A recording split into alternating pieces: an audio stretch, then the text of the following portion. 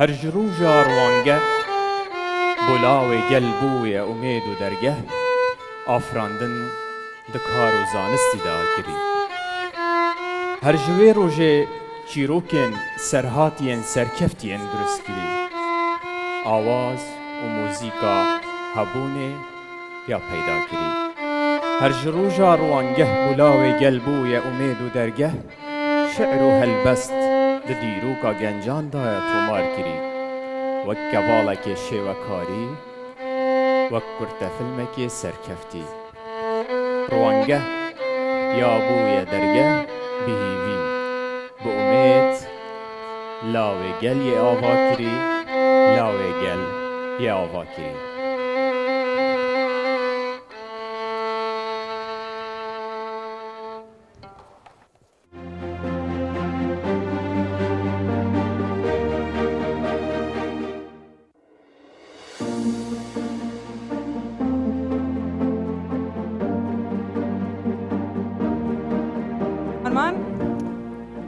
سڵاو لە بیسەران و بینەرانمان لە هەر شوێکن خۆشحاڵم ئەم ساڵ لەگەڵ هاوکارم هەرما محەممەد ڕێوڕسمی دابەشکردنی خەڵاتەکانی ڕوانگە بۆ ساڵی 2020 پێکەوە بە دوو قۆڵی پێشکەشەکەین خۆشەویستان ئەم ڕێوڕسمە بە زمانی کوردی پێشکەش دەکرێت بەڵام ترانزیتمانەیە بە زمانی عەرەبی و ئینگلیزی دەستگای ڕوانگە دەستگایەکی ناحکومیە لە ساڵی 2013دا دامەزراوە بۆ خزمەتکردنی لاوان و گەنجانی هەرێمی کوردستان کار دەکەن لە 4 سەکتەری گرنگ لە نێو کۆمەڵگادا کە ئەویش پەروەردە لاوان ژینگە کەسانی لێ قەوماو لە ساڵی 2014دا ڕێوڕسمی خەڵاتەکان ڕوانگە دەستی پێکردوون ساڵانەیش ئەم ڕێوڕسمە بەڕێوە دەچێ و بووەتە بەشێشیکە لە کار و چالەشەکانی دەستگای ڕوانگە پێم وابێ هەرمان هەراوە دوور بە دوورەوە سێمڕۆ تو لەگەڵ من ترسی کۆرۆنات نەبێنا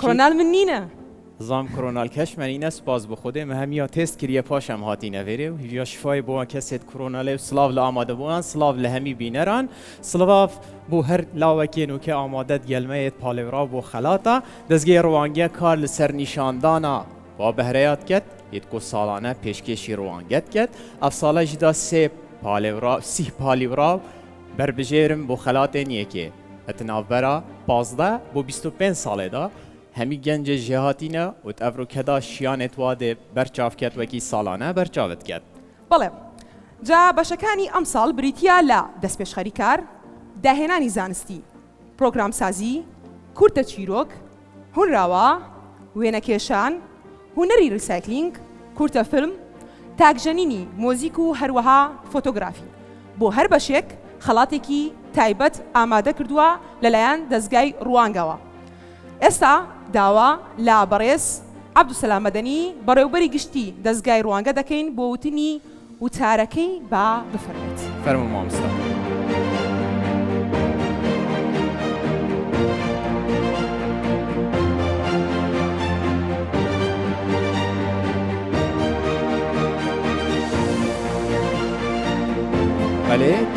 بەڵێ مامۆستا تو بخێر بێ فەرموو خێرات مامۆستا وەرزشمانی مامۆستاتون ئەوێ خەلەتر خێرات مامۆستا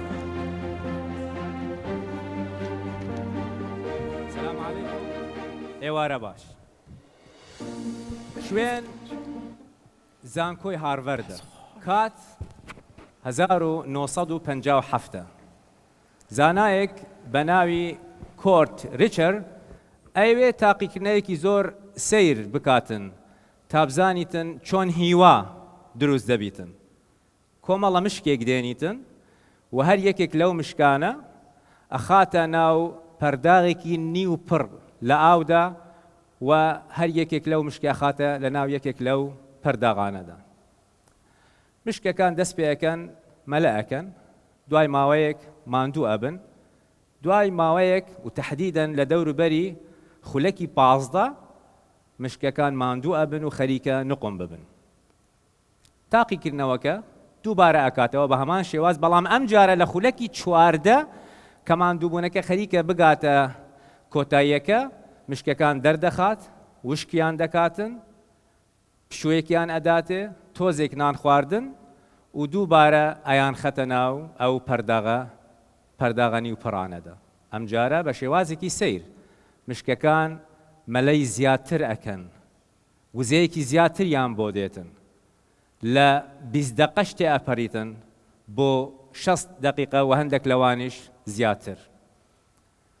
کۆرت گەیشتە و دەرەنجامە دوای دووبارەکردنیا و تاقیکردنەوە چەندین جار کە هیوا ممکنە دروست بکرێتن بە هەندێک کردار. بەڵام ئەمە باسی مشکەکانە، چ ڕەبڵتیان هەیە لەگەڵ مرۆڤەکان؟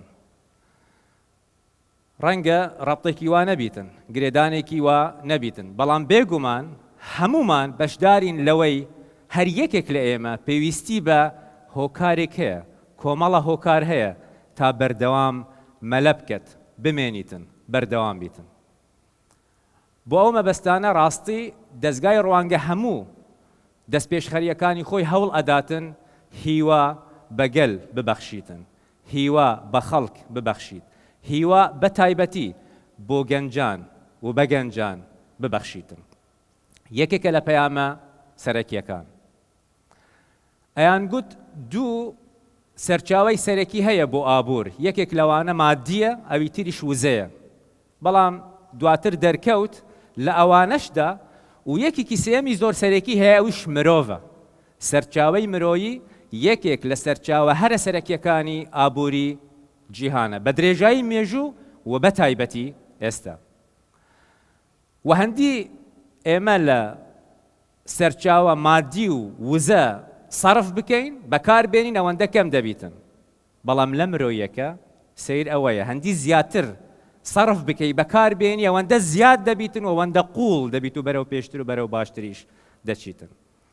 یەک لە سەرسەی دانیشتوانی عێراق و هەرێمی کوردستان گەنجن، وزە،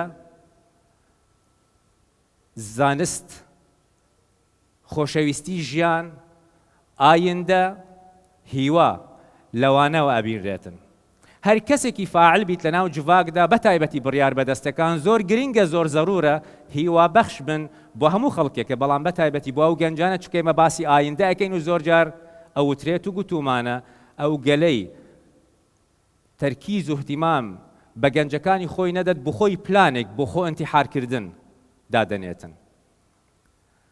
ئەم دروستکردنی ئەم ژینگەیە بۆ ئەوەی ببیتە ژینگەیەک و کۆمەلگایەک و کولتورێکی وا دروست ببیتن کە بەرهەمی چارەسەر بکات، نەک بەرهەمی کێشە بکاتن، چۆن سەرکەوتن ئاسان ببیتن بۆ خەڵکێکە. یەکێک لە ئامانجە هەرە سەرەکیەکانی هەر بڕیار بەدەستێک بیت، هەر فاعلێک بیت لە ناو ئەو کۆمەلگایدا، جا تێک بیت، تاک بیتن یان گروپێک بیتن، فەرمی بیتن یان نافەرمی بیتن. فرانکلین ڕۆزفلد ئەڵێتن ئێمە ناتوانین هەموو جار ئایندە بۆ گەنجانی خۆمان فەراهەم بکەین، دروست بکەین، چێکەین، بەڵام هەموو جار ئەتوانین گەنجانی خۆمان بۆ ئەو ئایندەیە ئامادە بکەین، حازر بکەین. دروستکردنی ئەو ژینگە شتێکی زۆر زۆر گرنگە. لە هەمان کاتدا دەکرێت هەندێک ژینگە هەبن و تەجاریبی دنیا بە درێژایی مێژوو جوغرافیە هەندێک لەو گەلانەی کە توانیوانە ژیان ئاسانتر لێ بکەن قیاسەن، بەڵام خەڵکی فاشریش لەوێ هەیە، کەواتە هەر دەمێنیت کڕۆکی پێشکەوتن و سەرکەوتن هەر خودی گەنجەکەیە، خودی تاکەکەیە، خودی مرۆڤەکەیە.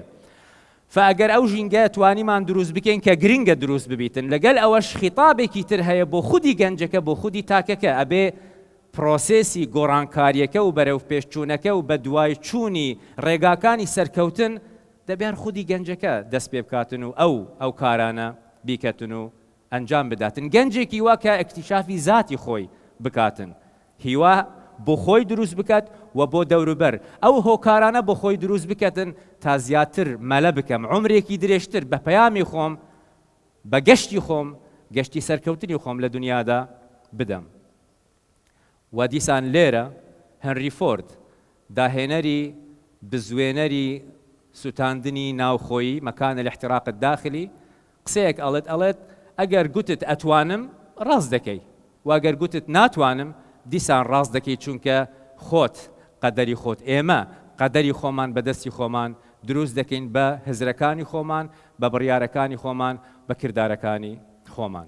دەستگای ڕوانگە لەم دەست پێشخەریەدا هەوڵ ئەداتن ئەم پەیامە بگەینتن، پلاتفۆرمێک دروست بکەتن بۆ ئەو گەنجانە کە بێن لێرە نمایشی کارەکانی خۆیان بکەن لە دەوروبەری ئەوە بخۆلێنەوە خۆیان بناسن و خەڵکیش بەوان بناسرێتن و بیتە مەدخەلێک على الأقل حتى ئەگەر هیوایەتێکیش بیتن بێ بەختەوەر بیتن و ممکنە ئەسڵەن ببیتە دەروازەیەک و دەرگایەک بۆ هەلی کار لە کۆتاییدا. ئەمێ زۆر سپاسی ئەو گەنجانە بکەم کە متمانەیان بە ئێمەیدا و بە بەردەوام بەشدارن لە چالاکیەکانی دەستگای ڕوانگە. پیرۆز بیتن بۆ ئەو گەنجانەی کە براون و پیرۆزبایی لە دایک و باوک و خێزانەکانی ئەوانش ئەکەین کە گەنجی وا بە هیوا سەرکەوت و پەروەردەیان کردیە. سپاسی هەموو ئەو سپۆنسەرە بە ڕێزانە ئەەکەم کە بەردەوام لەگەل دەستگای ڕوانگە هیوا بەخشەرن بۆ کۆمەڵگا و بۆ ئەو گەنجانە. سپاسی میدیاکاران دەکەم تەقلیدیەکە و نوێیەکە کە بە بەردەوامی ڕووماڵی ئەو ڕووداوانە ئەکەن و بە تایبەتی ئەم ڕووماڵە کە بە بەردەوامی لە ئیڤێنتەکە و لە چالاکیەکانی پێشتر خەریک بوون بگەین. سپاسی ستاف و بەڕێوەبەراتی ئیدارەی قاعی سعد عەبدوڵڵا دەکەم. سپاسی ئەو میوانە بەڕێزانە ئەکەین کە مشەڕەف بووین بە هاتنی جەنابتان. هیوا بەخش بن. زۆر سپاس بۆ بەڕێستان.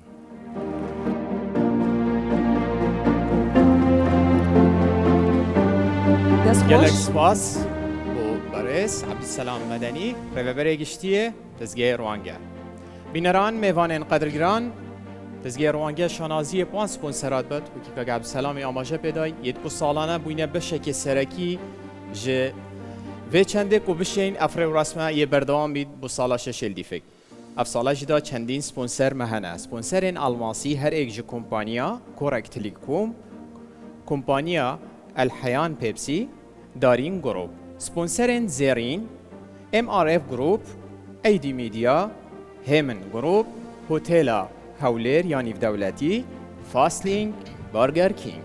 بەڵێ سپۆنسەری زیوی سەبا هۆڵدینگ یونی ریسایکلینگ لوسی سۆرس ئەندازیاری ڕنگ فۆکس ڤیو. Belê, pênevêtin Efrewrasme wastiyaneka şên bêjim cuda ji wastiyanên diyet ku karmendên ankadrên Rwange kart ket ew jî teknîkarin û ragihandkarin yên li piş kamîra şûlken av sala da hawbeş û sponserê mîdyayî hene. Spasî bû her du hawbeşê mîdyayî her ek ji tora mîdyayî ya Rûdaw û Kurdistan 24. û dîsan sponserên mîdyayî Net TV, Kurdistan TV, Zagros, War TV, Halepçe TV, Max FM, Duhok TV, Valkon Group, M Radio. خۆشەویستان دەستگای ڕوانگە دەستگایەکە بۆ خزمەتکردنی لاوان و گەنجانە لە هەرێمی کوردستان. لە سەکتەری پەروەردە و لاوان کار و چالاکیان کردووە لە 2013دا. ئێمە ئێستا بە کورتە ڤیدیۆیەک ئەو کار و چالاکیانە دەبینین با پێکەوە تەماشایکەین.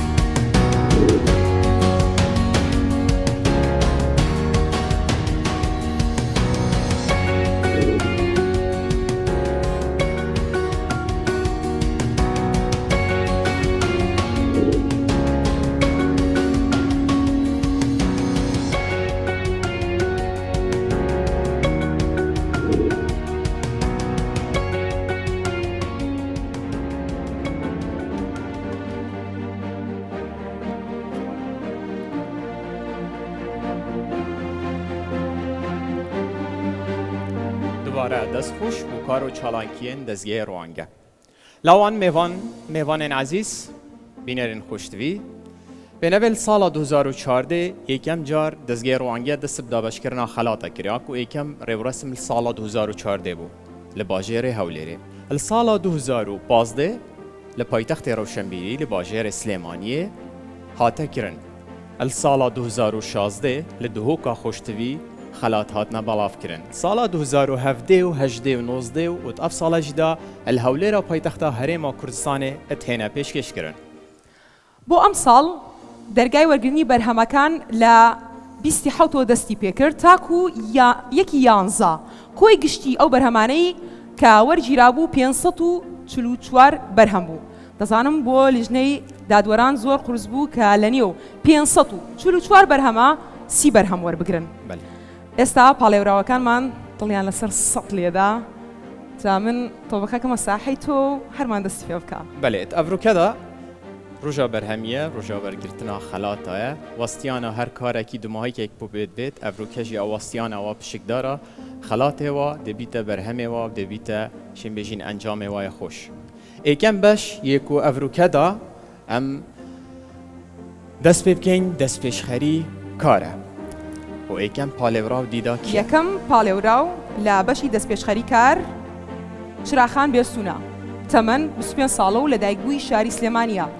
چرا خان دەرچووی بەشی بەڕێوەبردننی کارە. براندەکەی چرا لە ساڵی 2009دا دامەزراوە و دوو کارمەند تێیدا کار دەکەن. بەرەمەکانی چرا کەرستەکانی سروشتین و بۆ قژ بەکاردێن.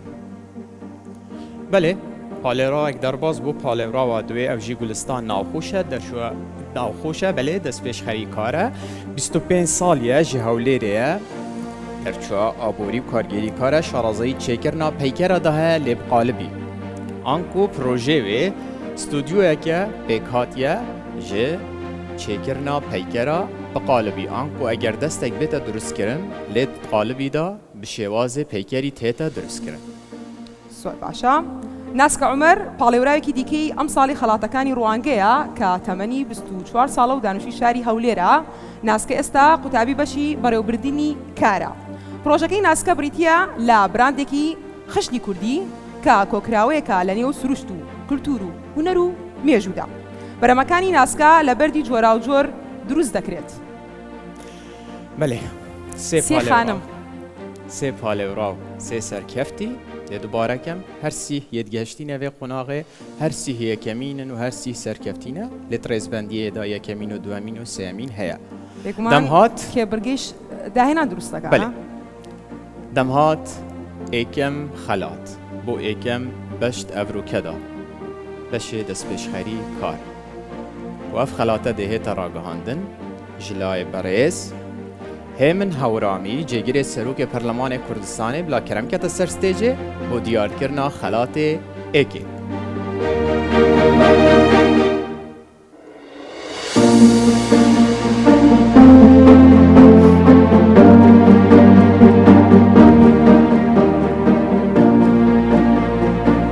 Xêr be. Xêr be.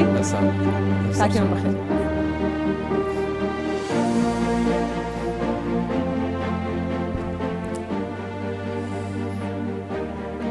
ڕۆژتان باش سوپاس بۆ بانگەشتەی کە ئاراستانکردین بۆ بەشداریکردن لە پێشکەشکردنی ئەم خەڵاتانە و پیرۆزبایی لە هەموو ئامادەبوانەکەین. براوەی یەکەم بۆ بەشی دەستپێشخەری کار بریتیە لە بەڕێز گوڵستان ناوخۆش. پیرۆزە.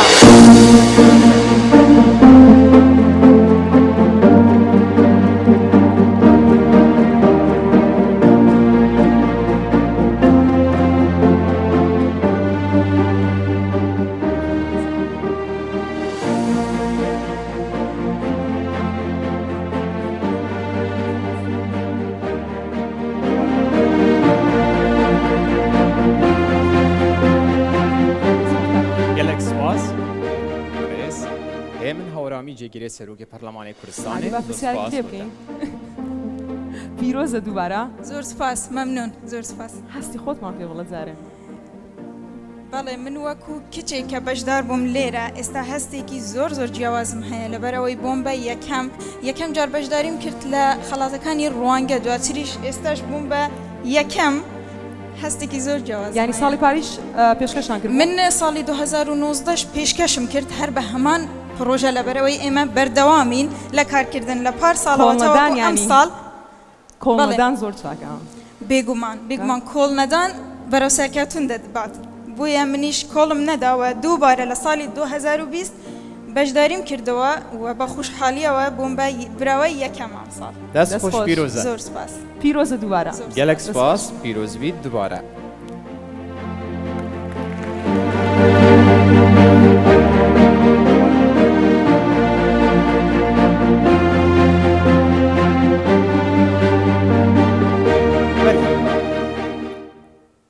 Palêvrawa êkê wekî diyar bûy nûkekê birkî li ser xelatê duê û siyê hêde kirin. Her êk ji Naske Umer xelatê duê û yesiyê jî pênevê Çiraxan bîstûne û pîroz e li her sê serkeftiyê yekê Pîroza. dest xweş bin.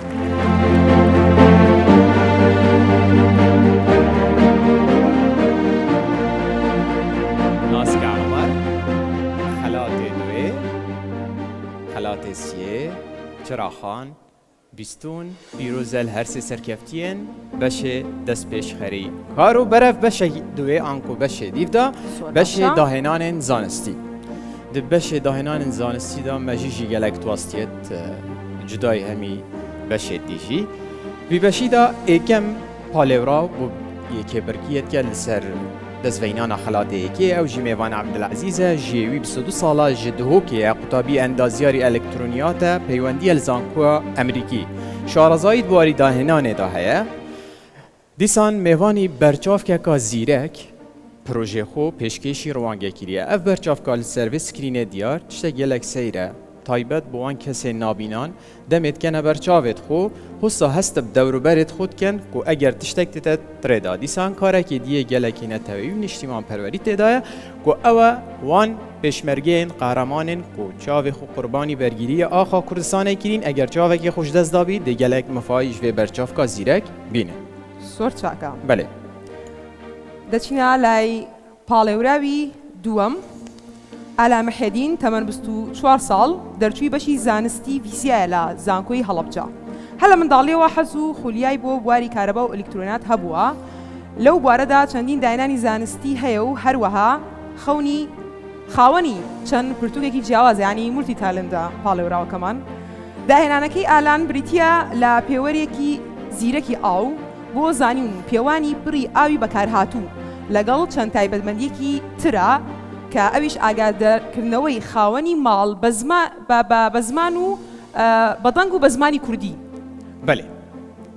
ئەو بەرهەمەکەیە Palêvrawê dimahîkê û palêvrawa siyê. Somaniha jêwê 22 sala akinciya bajêrê Hewlêrê ye derçûya kulîja endaziyarê ye hezûviyana wê her ji zarokîniyê zanist dahênanê zanistî bûn. Hesket bibîte êk ji dahênerê navdar serastê Kurdistanê û cîhanê. Ew projê ku pişikdarî pêkirî xaniyekê zîrek e di vî xanî da sê sensor hene her sê sensor êk bo kontrolkirina rêja şehê ye yê duê bû kontrolkirina rêja ronahiyê an ku derbasbûna ronahiyê ye yê siyê bû rêja germê yan ku pila germê bizanîn germ û ronahî û şeh çawa derbasî navî xaniyê bîn ji ber ku cotiyar pêdivî persêka din eke her sêd kontrolkirî bin berhemekê tendurist û gelekê baş dê berhemînin. Belê. Dîde sê کا دەنگی دڵەکە تەتان her sê palêvrav amade ne her sîh te amade ne her sîh sertkefîne ji navsedan lawan her sîh derbasî vê qonaxê bûyne sbar dikem jî ku baştirînin ji ber hindê derbasî ev re bûyne ku roja xelata. Demhat birayê wekem an ku serkeftiyêkê bête ragihandin ew jî ji layê Diktor Cotiyar Adil gotebêje hikûmeta Herêma Kurdistanê ve dihêta ragihandin bila keremkete serstêjê.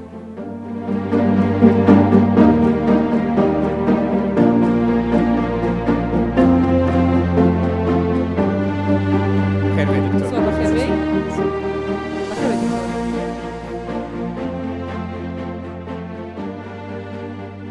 ئێوارەتان باش سپاس بۆ ئەو بانگێشتە و خۆشحاڵم ئەمڕۆ ئامادەم و بەشدار دەبم لەو دەست پێشخەریە بەڕاستی گرینگە کە پاڵنەرێکی گەورەیە بۆ گەنجەکارمان.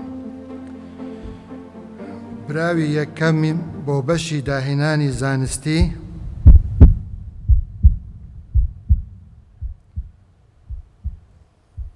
سۆما نیهات پیرۆزە.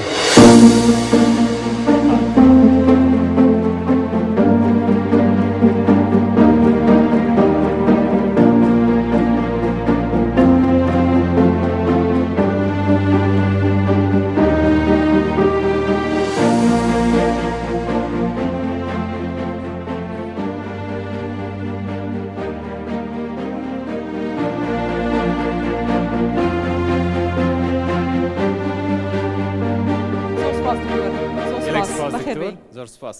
عادي سومور إيرا ور أو خالة هنا سيك باور تكري كم بي بله شون حسكي زور خوشم هيك استا براوي يكمم وطبعا بيروزباي لبراوي دو مسامج دكم بكمان بله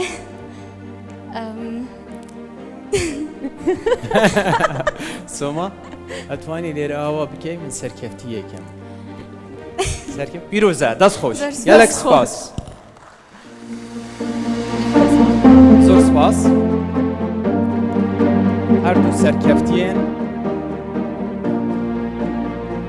دوێم سیێ. دیدە لایەتەنە هەردوو سەرکەفتی لای دیداینە بن لایە مێژیە.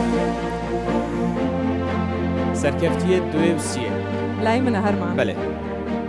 لاي منها گردن مازاکەنا براوەی دووەم و سێیەم لە بەشی داهێنانی زانستی دووەم ئالان مەحێدینە و سێمیش میێڤان عەبدولعەزیزە. پیرۆزە. پیرۆزە.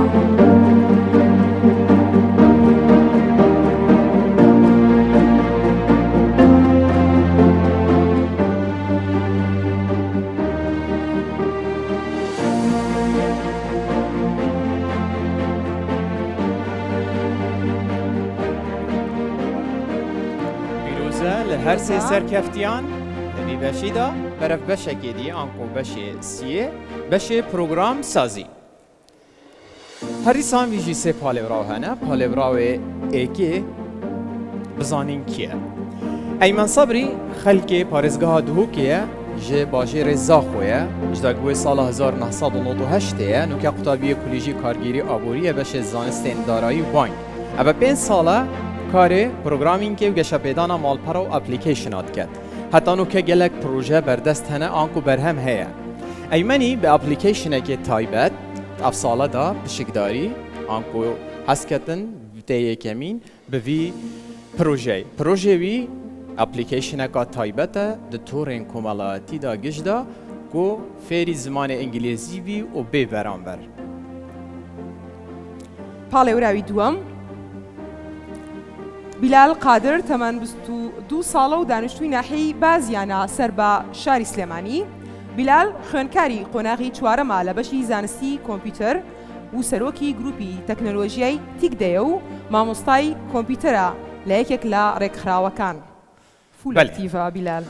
بیلال هەساوە بە دروستکردنی ئەپلیکیشنێک بۆ کۆکردنەوەی تەواوی پارێزەرانی کوردستان و پۆلینکردنیان بە پێی شار و جۆری کێشە. هەروەها چەند خزمەتگوزارێکی دیکەی پێویست بە پارێزەران لا خۆ دەگرێتەوە ئەو ئەپلیکیشنە. بەێ دو پالێوراو چۆن یەسیە بەرشیە منە. هەرمان حەسەن ژیێوی 22 ساڵە ئاکنجیە باژێرێ دهۆکەیە دەرچوێ بەشی ئەندازیاری نەفتەماوێ چەند ساڵانە دوارێ گرافیک و دیزاین و پرۆگرامسازیەدا کارت کرد. هەرچەندە ئەو بوارێ تداخاندیە دیرەش بەهرەیاوی لێ نەگوتیە دیرە بزافکیریە گەلک خۆ بگەهینتەوێ ئارمان جوێ خەونێت هەر زارۆکینیە هەین. بە ئەپلیکیشنا کورد بەس پشکداری کردە و بربژێرێکی پێزە بە وەرگرتنا خەڵاتێ ئێکێ ئەو ژی تێتە بکارینان تایبەت شێن بژم بۆ فەرمانبەرە یان بۆ شێن بۆ گشت خەلکی و بەرژەوەندیەدایە. کورد باس تایبەت بۆ هێلên navxۆyî anî şêm bêjiyên navşarî bi pasan vegirê da. Eger ez fermanber bim şêm spêdeyî ya nemînmel ber sermayê ya nemînmel ber germê el demê pêtivît applicationê da dê zanim li çi demî pas degehîte wî cihê ku ez lê rawistiyim. Sê palêvra. داوا لە بەڕێز هیوا ئەفەندی سەرۆکی بەشی تەکنۆلۆژیا و زانیاری حکوومەتی هەرێمی کوردستان بۆ ئاشکراکردنی براوەی یەکەم. براوەی یەکەم خێربێ. بەخێربێ.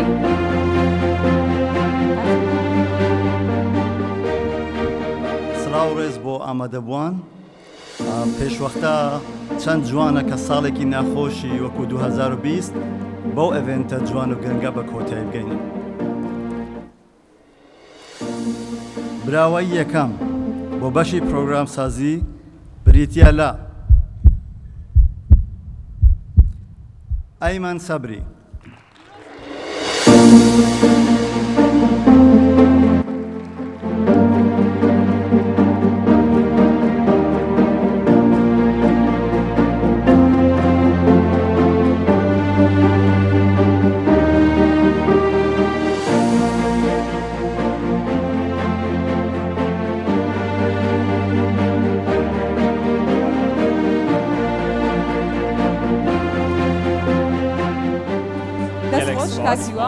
زۆر سپاس بە gelek سپاس بە.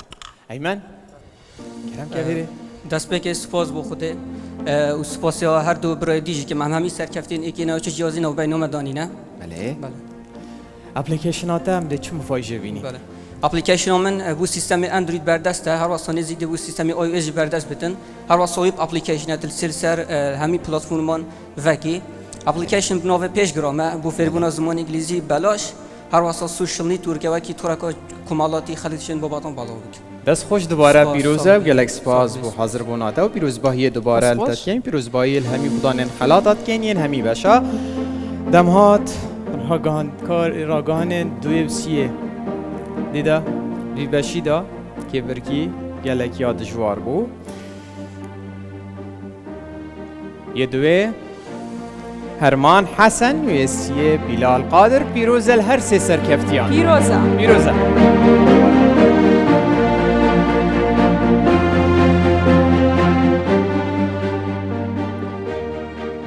پیرۆزە دووبارە هەرمان دەزانم ئێستا ڕەنگە پرسیار بێت لای ئامادەبوانوان و بیسەران و بینەرانمان کە ئەم پرۆسێسەی دابەشکردنی خەڵاتەکانی ڕوانگە بە چی شێوازێکەکرێ لیژنەی دادوەران چۆن پاڵێوراوەکان و بەرهەمەکان و هەروەها براوەکان هەڵەبژێرێن هەڵدەبژێردرن بەلێ لە کورتە ڤیدیۆیەکە دەبینین کە چۆن ئامادەکاری دەکەن.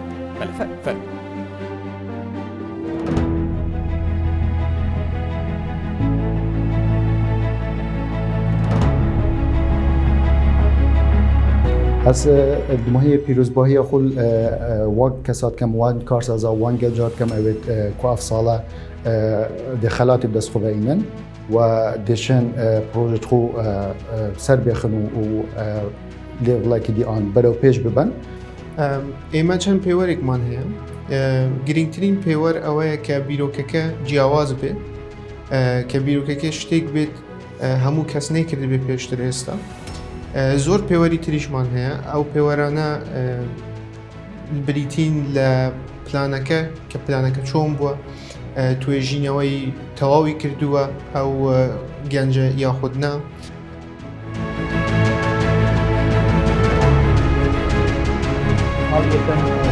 سوودمەندەکان لەم پڕۆژەیە کێن کێ سوودمەندە بێت واتە تارگێتەکانیان چین خاڵی دووەم ئایا ئەو پرۆژەیە بۆچی مەبەستێک نووسراوە ئایا هەدەفەکەی خۆی پێکاوە ینی کەسێک ئیدعایەوە کە ئەم پرۆژەم داناوە مەسەرن من فڵانە ئیشکەم ئایا فعلەن ئەم پرۆژەیە بۆ ئیشەیە بێت یانە بڕاستی الدیف بەردەستێ گەنجان و ئەو پرۆژێکتە تاتینە پێشکەشکردن گونجاینە بووی دەمەی و ئینشاءڵڵا ئەم هەستکەین بەرەف چێتر بچیت ئەگەر هات و مە ئەف گەنجە وەک بژن ئەدڤایسکردن یانژی شیرەتکردن بەرەف کارینانە ئەو تشتێ بەردەستە شێوەکێ زانستی.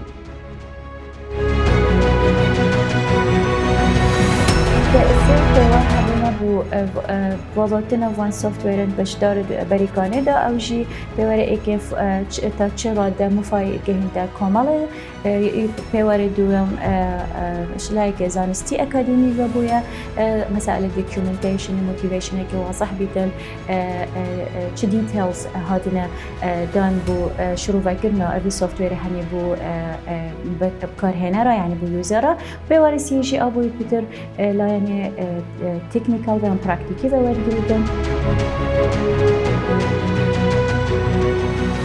چەند پێوەرێکی گرنگمان هەبوو بۆ هەڵسەنگاندنی کورتە چیرۆکەکان پێش هەموویان زمان و ڕێزنووس و خاڵبەندی بوو کە گرنگە بۆ نووسین هەموو نووسەرێکە بێ وەکو سەرەتا ڕەچاوی ئەو شتانە بکات دواتر هەزری گشتی و ڕووداوەکان چین کەسێتی کات و شوێن لەگەڵەوەی کە چەند پەیوەندی بە واقعەوە هەیە ناوەڕۆکی ئەو چیرۆکە و چ خزمەتێکە بابەتەکەی چەندێک گرنگە.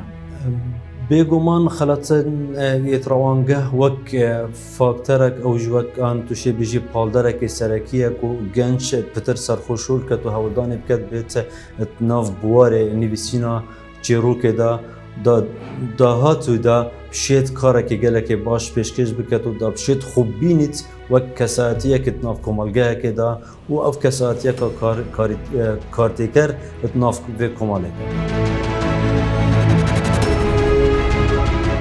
بێگومان هەر پرۆژەیە کە مەبەستی دۆزینەوەی بەرە شاراوەکانی گەنجان بێ پرۆژەیەکە کە جێگەی شانازیە بۆ هەموو کۆمەڵگەیە چکە ڕوونە کە هێزی هەموو کۆمەڵگەیەک لە گەنجەکانیدا.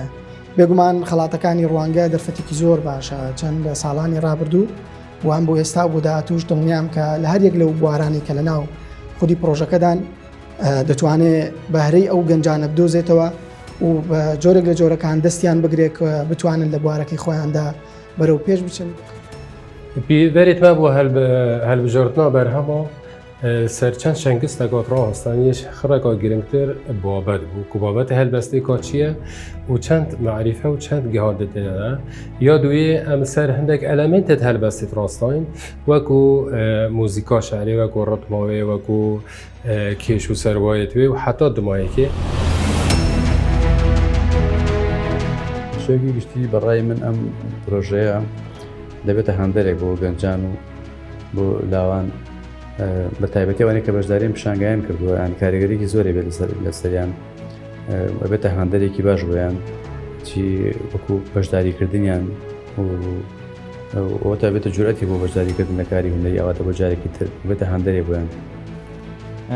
پێوەرەکانی هەڵسەنگاندنی ئێمە وەکو بەشی نیگارکێشان بیرۆکەی کارەکە و لایەنی تەکنیکی کارەکە و بەڕاستی جیاوازی کارەکە لە کارەکانی دیکە ینی گرنگە کەسی بەشدار بوو جیاوازیەک یاخۆت بیرۆکێکی جیاوازی لە کارەکەیە هەبێت. ئەمانە کۆمەڵە پێوەرێک بوون ئێمە ئیشمان لەسەر کردەوە لەگەڵ ئاستی هونەری کارەکە. بەتاکید ڕوانگە دەتوانێت تەحولێ لە کۆمەلگا ئەنجام بدە و شتی نوێ بخاتە بەردەستی خوێندەوارانی یا لێ هاتوانی گەنجی نێو میلەتەکەمان بەمەنجێک زۆرتر وردەکاریان لەگەڵا بکرێت. ئەو هەڵسەنگانەیە کە ئێمە کردمان بنەماکانی بریتی بوو لەوەی ئەو کەسە ئەو ئیشەی کە کردوتی چەند ئیسیفادەی لە شتێکی بکەڵک نەهاتوو کردووە کە سوودی لێوەریۆ جارێکی تر. دووهەم چەند هاوڕێی ژینگەیە ئەو شتانەی کە ئەوان کردوانە. سێهەمین چەند لە پاشە ڕۆژە ئەو شتانە لە کوردستانە ئەتوانێت بە شێوەیەکی باشتر سوودی لێوەربگیرێت. لە ڕاستیدا گەنجانی ئێمە دەتوان بڵێن بەهرە و توانای جوانیان هەیە و کۆمەڵێک بەهرە و توانامان بینی کە لە لیڤڵ و لە ئەستێکی زۆر بەرزابن کە ئەوەش بەڕاستی دڵخۆشمان دەکات بۆەوەی کە توانا و بەهرەی گەنجان و توانای زۆر نوێ و کاری زۆر باش بەڕێوەیە کە ئەوەش لە ئایندەدا دڵنیام دەم لە هونەرمەندی زۆر سەرکەوتوو و خزمەتی بەرچاو بە هونەری گۆرانی نزیش کوردی دەکەن. ئەو پیبەرت مەدانان بۆ هەرسانگەندنا وان موزیکا مە چار پیبەردانە بن یەکشوانە تەکنیکە یا دوێ ڕۆحیەت بوو یا سیەتونە یا چاری ڕتمە ئان و ئیقاع.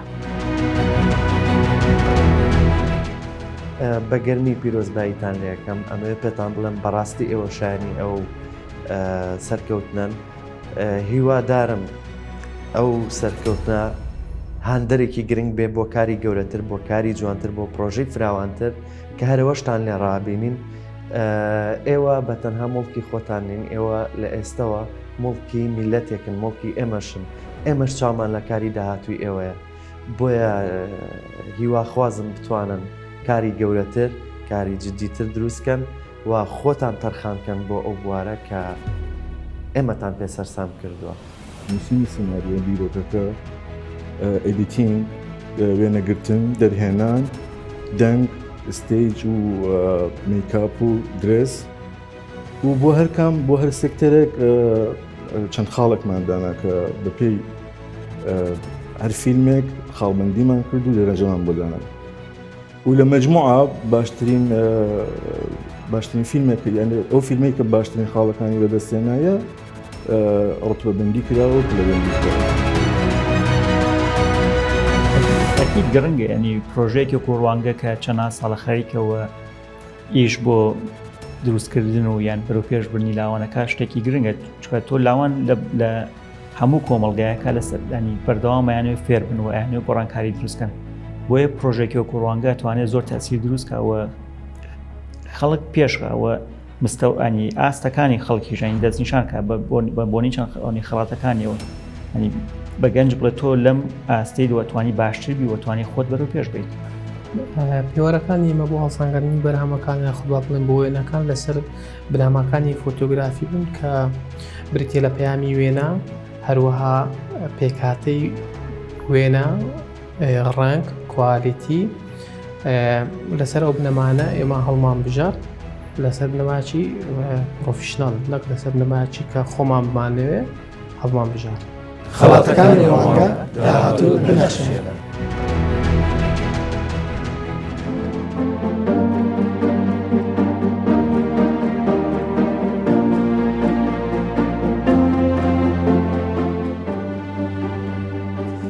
بەڵێ دووبارە سپاس بۆ هەمی وان دادوەرێن ئەف ساڵا و ساڵایەن بۆریژی پشکداریەتکەن و تواستیان تادگەهیتە ئەڤروکە. بەرەف بەشێکی دی گورتە چیرۆک. بێنەوێت و تایبەت نافمە کوردادا هەر ji zarokîniyê çîrok kartêkirine li ser me gelek cara jî ew çîrok û çîvanok çi aşobî bin çi jî di rastî bin mîne serî me da heta mezin bîn û gelek şwana rastîne mifajê tê gelek şwana bine pertûk evroke da behremendê me û palevrawê me nedîrin şwê çendê ku wana jî lê ew tiştekiriye pîşe bixwe û êdî bûyne çîrok nivîs û kurte çîrokat nivêsin. Di beşê kurte çîrokê da êkem palevraw gelme Ehmed Samiye jî 21 sala xwîndkar e li beşê ragihandin û kulîje adabê heman dem da Ehmed xwe rojnamevan e karê mîdyayê ket wek pîşe bixwe helbijartiye kurte çîrokek bi navê gurgekanî sermayan e pêk ve beşekê Kurd jêgulê bîn. گۆڕەکانیش سەرمایانە کەسێک نەمزانی کێیە پاڵتۆیەکی ڕەشی قەدیفە بەسەر شانە باریکەکانی کامۆدا دەدات پێڵوەکانی بە تەواوی خوساون لەبەر برژانگەکانیشی چاوەکانی بە ئەستەم دەکرێنەوە لە ژێر پاڵتۆکەدا تۆزێک خۆی گرمۆڵە دەکات لە دەرەوە ئەو زەردەخەنەیە دەبینم کە دەیکات هەز دەکەم وەڕزە منیش هێندەی قازمە لەو زەویە ڕقە بدەم خاکەناسیش لە گۆڕەکانی بەردەمی دەڕوانێت منیش لە ناو یەکێک لە گۆڕەکاندام سەرمام دەبێت دەستەکانم لێک دەخشێنم و فویان لێ دەکەم سەیری دەکەم یەک یەک پەنجەکانی دەتەقێنێت بە 4 پەنجەی دەستە ڕاستی 3 پەنجەی دەستە چەپی دەگرێت و لە ئەژنۆکانی گیر دەکات لە حەژمەتان چاوەکانی دادەخات بێزاریەکیش کە وەک گیا هەڵچووە و پەلەقاژەیەتی خەریکە دەست بۆ یەخەی دەبات.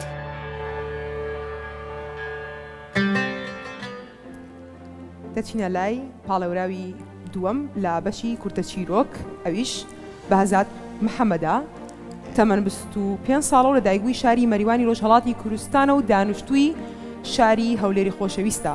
بەکەروێسی هەیە لا دەروونناسی هەروەها لە ڕۆژنامە و گۆڤارەکان بە زمانی کوردی، فارسی و ئینگلیزی دەنووسێت. هاوکات بەهزات خاوەنی دوو کتێبی چاپکراوە. کورتە چیرۆکی تاوانی پیرۆز پێکەوەی جۆبیستی بەشێک لەو کورتە چیرۆکە دەبین. تاوانی پیرۆز بەو لە شەکزەیەوە هەناسەیەکی قوڵی هەڵمژی هەستم دەکرد ئۆکسسیجینی لە نێو ڕێستۆرانتەکەدا نەهێشتووە. پەراسۆکانم زەختیان خستە بۆ سەر دڵم. دەنگی هاتوچۆی خوێنی نێودەمارەکانی خۆمم دەبیست. گلێنەی چاوم دەیکزاندەوە. هەناسەکەی دایە دەرەوە و گوتی بۆکوێ بچم؟ تەنانەت لەو بەر سنوورە دەستکردەکانی وڵاتەکەی خۆشم. هاوزمان و هاخوێنەکانم حسێبی میوانم بۆ دەکەن. لە هەندەران تووشی سەدان نەخۆشیم دەکەن. من کاتم نییە کە تەنیا بم یان بە بەڵای غوربەتەوە شەعر بڵێم و بە ستایلی جۆرا و جۆرەوە فیگۆری ڕووناکیم بگۆڕم. کاتی ئەوەشم نییە تووشی ساوێر و خەمۆکی ببم و داخی دڵم لە فەیسبوک و تۆڕە کۆمەڵایەتەکاندا خاڵی بکەمەوە. خۆشم بمەوێت بچم، نە قاچەکانم لەگەڵم دادێن، نە چاوەکانم و نەزمانم. قاچەکانم فێری ڕاوەستان لە پۆلی خوێندنن، چاوەکانم لە چاوەکانی قوتابیانم و زەوتین دەگرن. زمانیشم بۆ ئەوان نەبێت بۆ عەرز و ئاسمانیش هەڵناسوڕێن. بەڵێ پاڵێوراوێ سیێ لاوین محەممەدەژ ژیێوێ 21 ساڵە ئاکینجیا قەزا قەلاتزیە سەر پارێزگەها سلێمانیەوە دەرچووە کولیژا زانستەیە بەشێ کیمیایە. هەرجە 13 ساڵیا خۆ حەزا خواندنێ بووە ئەنکو گەلە خواندیە. ئەوە ماوەی 4 ساڵانە مژیلی نوێسینە پەخشانەیە و چەندین بەرهەمێن دیژی هەنەش بلی پەخشانێ و دوا هەردوو ساڵێ داویێدا دەستە نوێسینە چیرۆک و کورتە چیرۆکا کریە و اونوکە 4 بەرهەمێت بەردەستجی هەنە. لاوینێ بە کورتە چیرۆکێکا ڕەنووی ناکامی پشکداری کریە پالێڤراکا پێزت ئەف ساڵەدا بۆ خەلاتێ یەکەم. ڕەنووی ناکامی چاو دەکاتەوە دووبارە ڕەنگی ڕەش باڵی بەسەر دنیادا کێشاوە. شیانی ئەوەی نییە قاچەکانی بجوڵێنێت. هەست دەکات هێشتا کابوسبەری نەداوە وەلێ هەڵلەرزینی لێوەکانی لە سەرماوە هۆشیان هێنایەوە کە تاریکی شەوە. کاکە گوێی لە دەنگی نییە، لایتەکەی لە بەرکی دەردەکات، سەیری کاکەی دەکات خەوتووە. کاکە جان کاکە هەستە، خەومان لێکەوتووە و شەو دەهاتووە. خەونێکی زۆر ناخۆشم بینی کاکە، بۆ وەڵام نادەیەوە. دەڵێم شەو هاتووە، گوێم لە دەنگی سەیرە، لەوەیە دەنگی گورگ بێت، بەفرەکەش خۆشی کردوتەوە، با بڕۆین زۆر ساردە.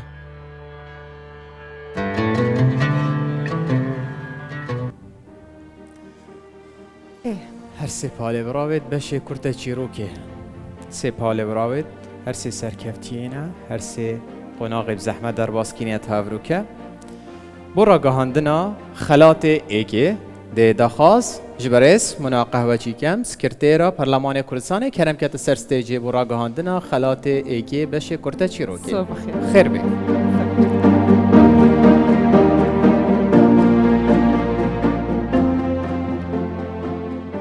Roştan baş, spas bo ben keçtine.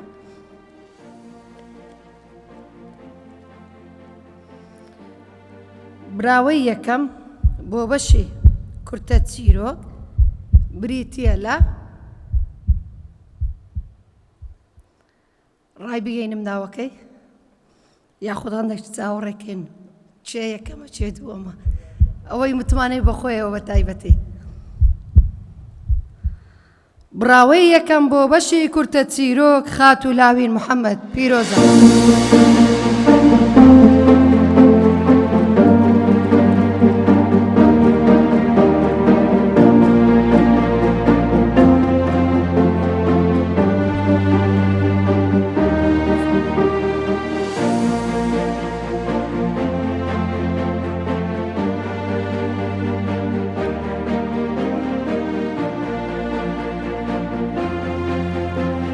گەلێک سپاس دەست بەڕێز زۆر سپاس های لاوێن زام باشی تو چۆنی ئێستا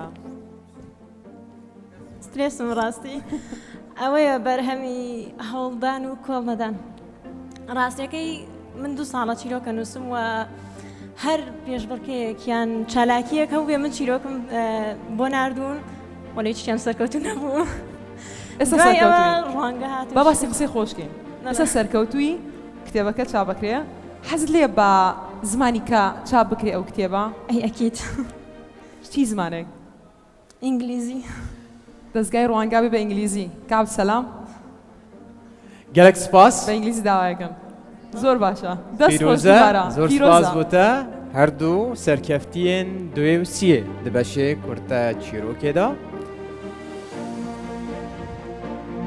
سەرکەفتیە دوێ ئەحمەد سامی و یەسیە بەهزاد محەممەد پیرۆزە لە هەر سێ سەرکەفتیە پیرۆزە سەرکەفتی من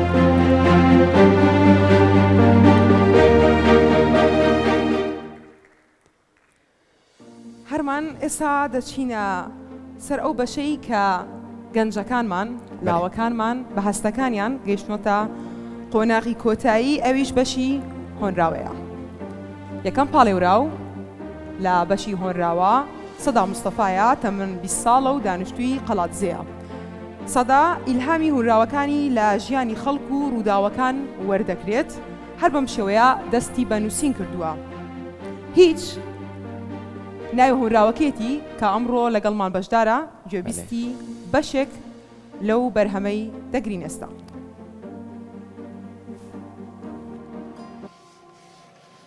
هیچ کاتژمێر 30 خولەکی بەیانیە ئەمڕۆ 98 ڕۆژە لە ناو بازنەی ژیانێکی وەهمی لەسەر ڕێڕەوێکی دەقگرتوو کە ئوتوی هیچ مەملەکەتێک دەرەقەتی شکاندنی نایات بەردەوامە سیکەسیکی پستۆنەکانی کەلای سرم زۆری بۆ هێناوم تونێ لە چکۆلەکانی گوێچکەم پڕپڕن لە هیچ ئەو هیچەی هەمومان پێوەی مەحکومین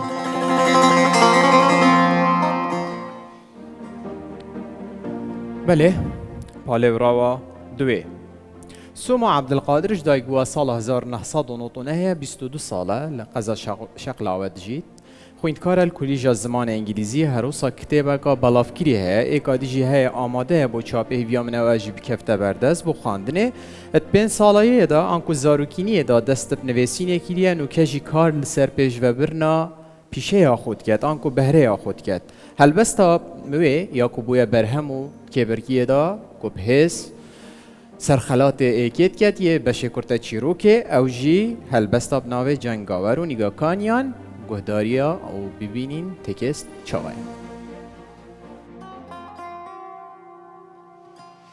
جەنگاوەران و نیگاکانیان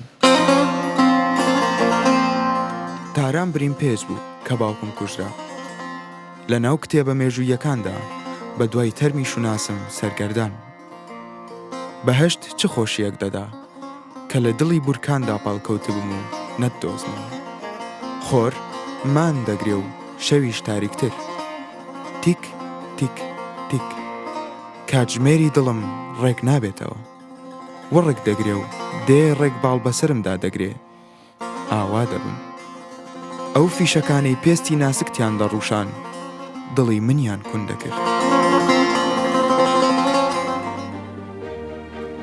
پاڵەوراوی سێیەم لە بەشی هۆنراوە عەزیز حوسێنە تەمەن 22 ساڵە و دانیشتووی قەزای سۆرانە دەرچووی کۆلێژی ئادا بە بەشی زمانی عەرەبی بە بڕوای عەزیز نووسەر دەتوانێت لە ڕێگای نووسینی جوان و ئاشتی خوازانە کۆمەلگا و جیهان بگۆڕێت هۆنراوەی فریشتەیەکی ڕەش لە بەهەشدا ئەو هۆنراوەیە کە ئەمڕۆ عەزیز لەگەڵمان بەشدارە گوێبیستی بەشێکی دەبین پێکەوە فریشتەیەکی ڕەش لە بەهەشدا لە هەر ئاوێک بڕوانن دەبێتە سەراب باز لە هەر ئاگرێک بکەن خۆڵە مێشەکەی دەمێنێتەوە ئەوان لەسەر زەویەک دەژین ئێمە نەماندیوە بەهەشتێکە پڕە لە خەندەی بچووک بچووک پڕە لە پاداشتی ئەو دڵۆپە خوێنانەی بە مەچەک و کراسەکانیانەوەی زەمینێکە پڕە لە ماچ لە باوەش لە یادگاری ئەو ڕۆژانەی ئەستێرەیان بە کوژراوی لە دەریاکاندا دەدۆزیەوە. مانگیان بە مردووی فڕێدایە ئاسمانەوە، هەوری ڕەشیان بە خنکاوی دەخستە باوەشیانەوە. بەڵێ هەر سێ پالێڤراو تامادەنە بۆ ڕاگەهاندنا خەلاتێ ئێکێ وی بەشی لێداخواست ji berêz Alan Heme Saîd kem Wezîrê Perwerdê kerem ket xelatê êkê ragihînît.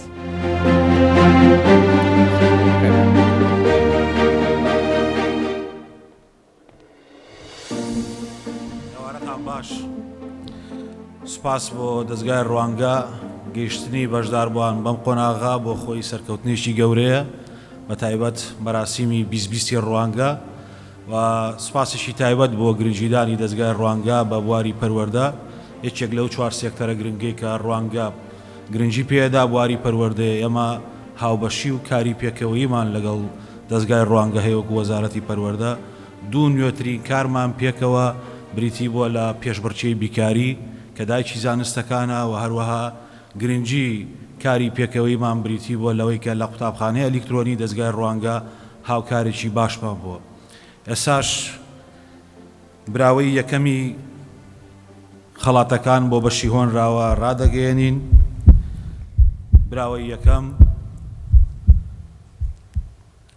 سۆما عەبدولقادر پیرۆزە.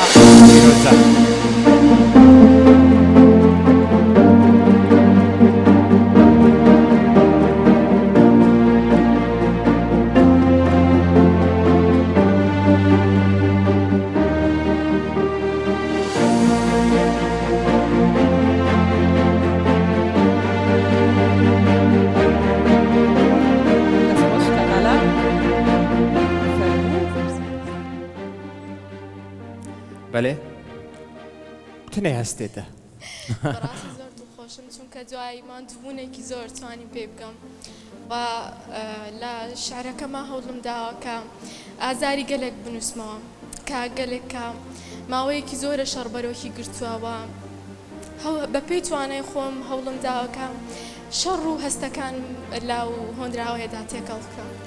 پیرۆزە دووبارە پیرۆزە دەستخۆش بن سەرکەوتوو بی.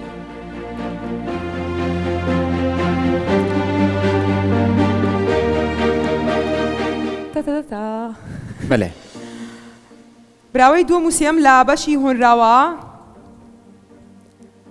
دووەم عەزیز حوسێنە و سێمیش سەدا موستەفایە پیرۆزە. پیرۆزە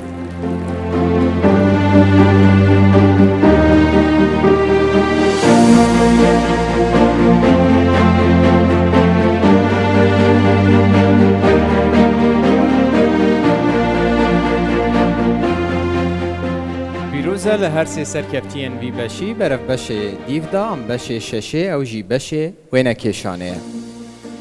ئێکەم پالێوراوت گەلمەدات ئەڤروکەدایە کۆکێ برتیر سەرخەلاتێن ئێکێ دوێ سێتکەن ئەو ژیگانە عمارە ژیوێ 22 ساڵە ئاکنجیا باژێرێ سلێمانیە دەرچووە کولیژە هونەریە بەشێ شێوەکاری لقێ وێنە کێشان یانە بە تابلۆی بسک بربژێرە بۆ وەرگرتنا خەلاتی. دوی تابلۆیدا بربەستێت کەونەت ڕێکە ئافرەتێدا نیشاداین.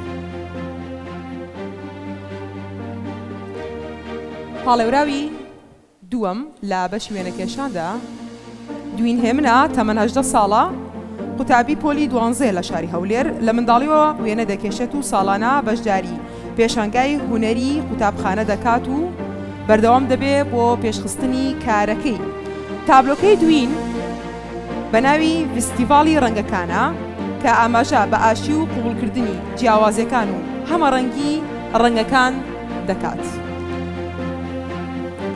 بەڵێ پالێوراوە سیێ کیژان سید گل سەدیق ژیەوێ 23 ساڵە ئاکنجیا سلێمانیە خوێندکارە قۆناغاسیە کولیژە هونەرên جوان.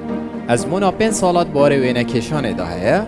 تابلوە وێ بناوێ کچۆک و ماڵگا بەرهەمێ کیژانەیە دوی تابلویدا پشکداری کریە و دویتە ئێک ژێ هەر سێ کەسێن پێشنە قۆناغا دوماییکێ و دوێ تابلویدا وسا دیارت کرد و ڕێگەزێ مێ و تایبەت کەلتورێ مەدا گەلەی تو تووشی نەهامی بربەستێن زەحمەتت بن و دوێ چەندێکدا دوێ کەڤاڵیدا دیار کردە.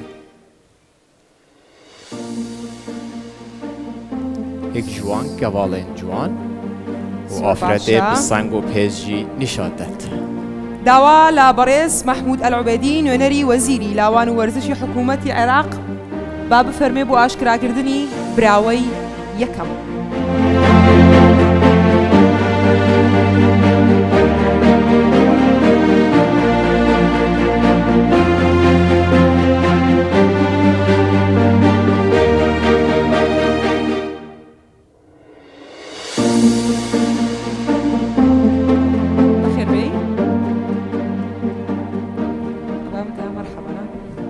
مساء الخير. شكرا جزيلا لمؤسسة روانجا لدعوتها لوزارة الشباب والرياضة العراقية لحضور هذا الحفل الرائع لتكريم الشباب المبدع، وفي نفس الوقت أنقل لكم تحيات وسلام معالي وزير الشباب والرياضة الأستاذ عدنان درجال الذي تعذر حضوره لهذا الحفل بسبب سفره لخارج العراق. الفائز الأول لفئة الرسم هي جيانا عمر.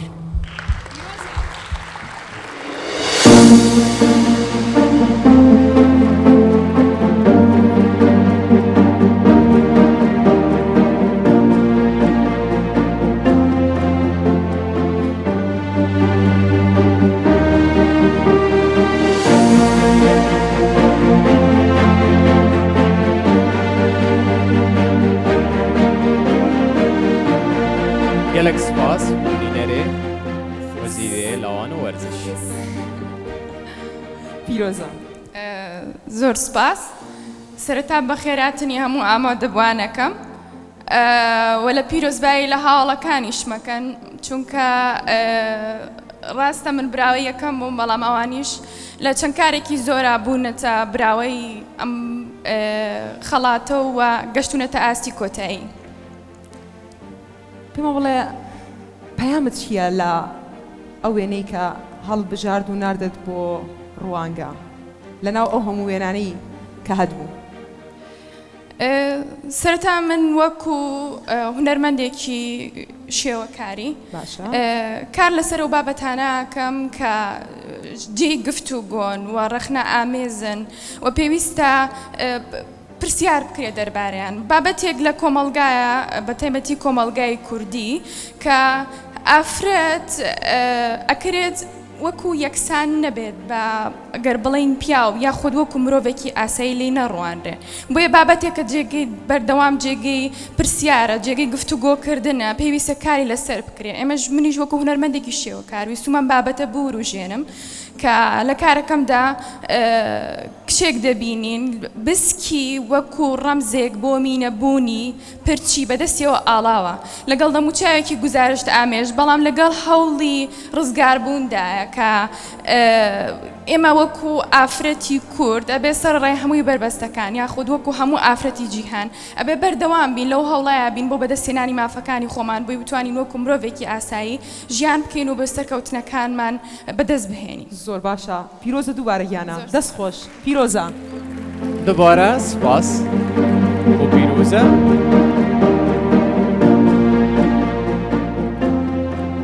هەردوو سەرکەفتیان دوێ و سیێ. سەرکەفتیا دوێ کیژان سەید گول سەدیق و یا سیێ دوێن هێمن پیرۆزبایی هەر سێ سەرکەفتیاتکەین.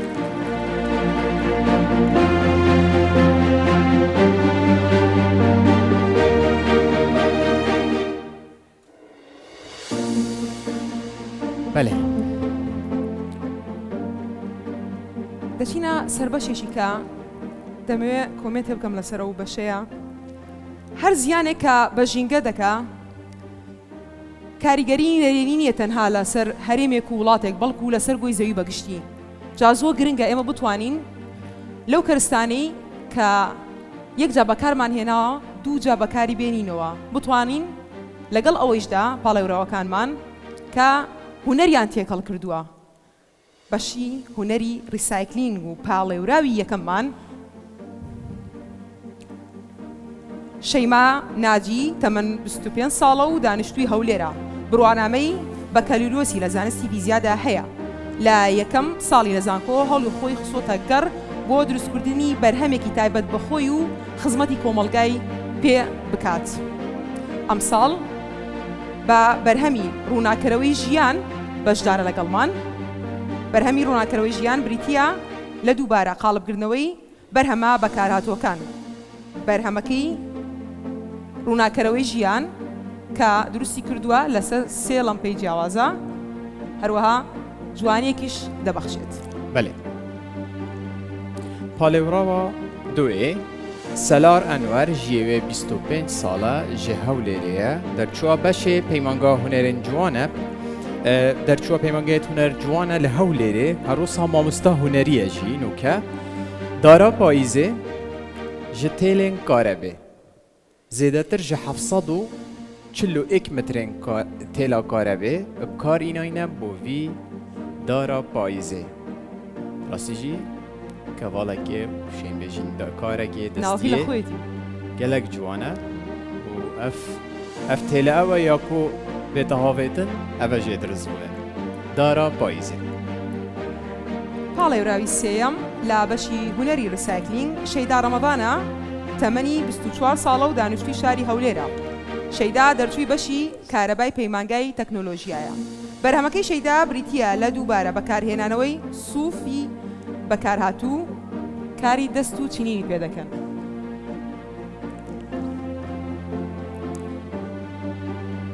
سێ بەرهەمێن جوان دوی بەشیدا سێ پاڵێوڕا و سێ بەهرەمەندێ سەرکەفتیان زیرەک داخواست ji berêz Ebdirehman Siddiq dikem serokê desteya parastin û çakirînê jîngehê li Herêma Kurdistanê keremkete ser stêjê bo ragihandina xelatê êkê yê vî beşî.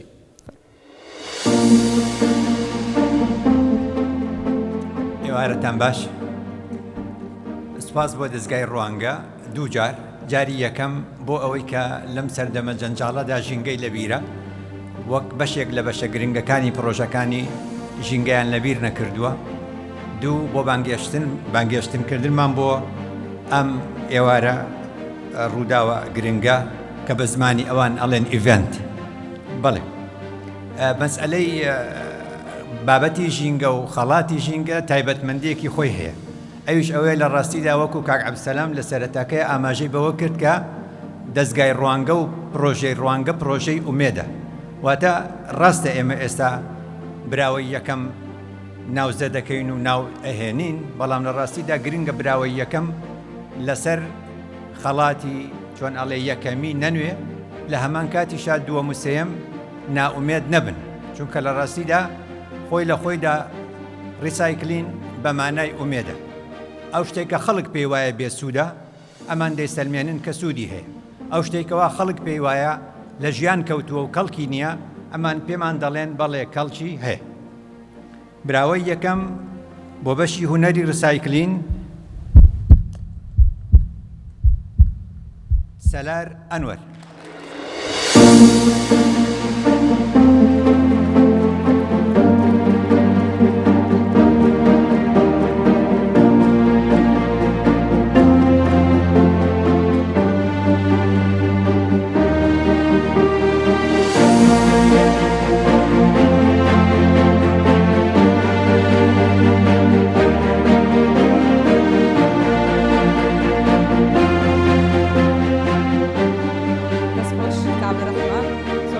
پیرۆزە بەێ ئەگەر مایکێ دەستان خۆش زۆر سپاس بۆ ئێوە دووارە پیرۆزە کەرەمکەوێرێ بیرۆکە چاوە دروست بوو. ئەوەی من ئیشەکەی من تەلی تەولیدی کارەبایە دووبارە بەکارم هێناوەتەوە ئەو وەختی من ئەو ئیشەم دروست کرد من تووشی کۆڕۆنا بووبووم لەوانەیە ئەگەر بەرهەمەکەشم تەقدیم کردبێت ترسێکم هەبوو بێ لەو کاتەیە چونکە کەسیان ئاگادار نەبوون کە هێنابوومە و کاتی کە تووشی کۆڕۆنا بووبووم بەس پارێزگاری لە خۆم کردبوو ئەکید ینی بە هیچ شێوەیە زیانم بۆ بەرامبەر نەبوو لەبەر ئەوە دروستم کردداری پایێزیشم تیادا دروست کرد لەبەرەوەی جارێکی کە ئەمتوانی ورێک بەخشمەوە بەخۆم و بە ژیان چونکە پاییز بەسەوە نیە گەڵاکان بوەرە بەڵکو جارێکی کەسەر لە نوێ دروست دەبێتەوە بۆی منی جارێکی پاییزم دروست کرد بەێ پەیڤێک بۆ ئەم وێنە ببێژە یەک پەیف والله نبونو ژیانە جارێکی کە سپاس بۆ دەزای ڕوانگە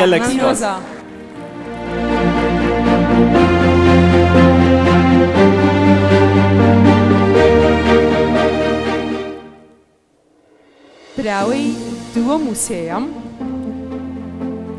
دووەم شەیماناجیە و سێمیش شەیدا ڕەمەزانە و پیرۆزە هەرسێ سەرکەفتیان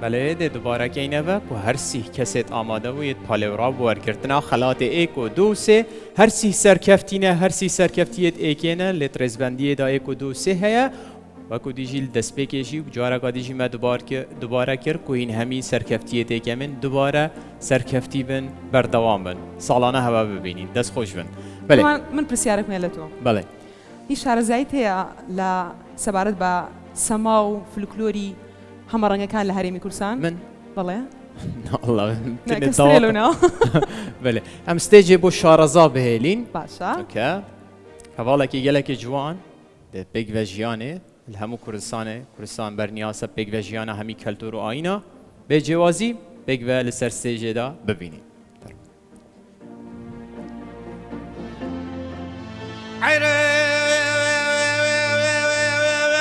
بابا در میدان لبوان نازان بجان در دار بریم قراتی بیراوله اره کاکل کاچنگو او رکب بیس بیانه لمن رکا امن لو خبر سرعانم دا صاغ ولا من یادگر تو خورد پلکا عزیه کردن اینه خوش وچی کرده دنه خطس بیران ایا مانو صدا ما چیز دادن ابنه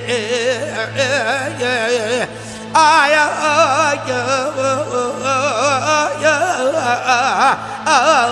آی مملکه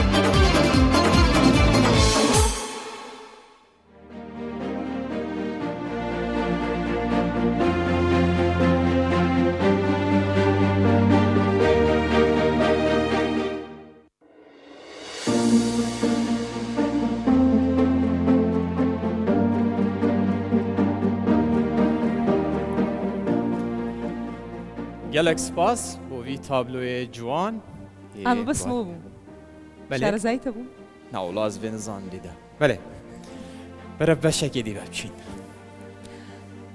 دەچینە سەر بەشی تاکژەنینی موزیک کە موزیک زمانێکی جیهانیە هیچ کاتێک بۆتون تیژی بەکار ناتوە پاڵێ وراوی یەکەم لا بەشی تاکژەنینی موزیک ژیان لوقمان تەمەنی 18 ساڵە و دانیشتووی شاری سلێمانیە دەرچووی پۆلی 12 ئامادەیە ئەم ساڵ لە کۆلێژی هونەری موزیک وەرگیراوە ژیار دوو کۆنسەرتی تایبەت بە پیانۆی ئەنجام داوە بە کورتە ڤیدیۆیەک کە بەرهەمی سۆراتەی ژمارە 8 پاتیتیک لەلایەن ئاوازدانەری بەناوبانگ بیتهۆڤن ژێندراوە گوێبیستی ژیار دەبین فەرموو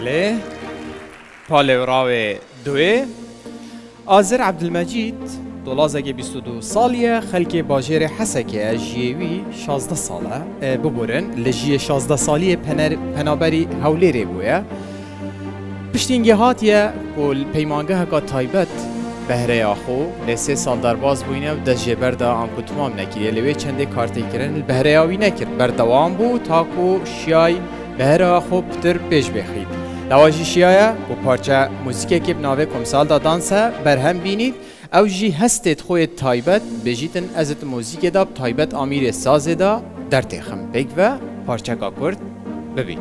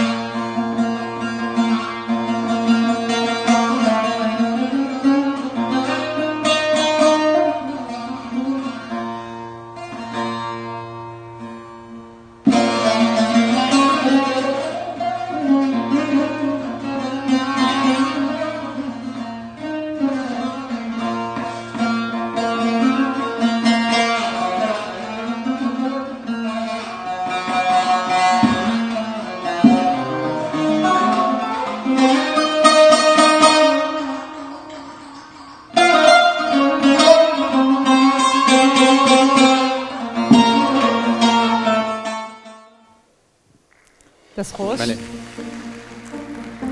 پاڵێوراوی سێەم ژووری شوان تەمەن 20 ساڵە و لە سلێمانی خوێندکاری دوا قۆناغی بەشی مۆزیکە لە کۆلەژی هونەر لە تەمەنی 10 ساڵیەوە بە شێوەی ئەکادمی فێری ژەنینی کەمان بووە و ئێستا سەرقاڵی خوێندنی مۆزیک دانانە. ژووری چەندین نمایش و کۆنسێرتی مۆزیکی لەگەڵ گروپی ناوخۆیی جیهانی ئەنجام داوە لە ناوە و دەرەوەی وڵات. ژووری دەمانگەڕێنێتەوە بۆ چرخی ڕۆمانتیک بە ژەنینی ژمارە 24 کۆنشێتۆی پەکەنینی با ببینی پێکەوە.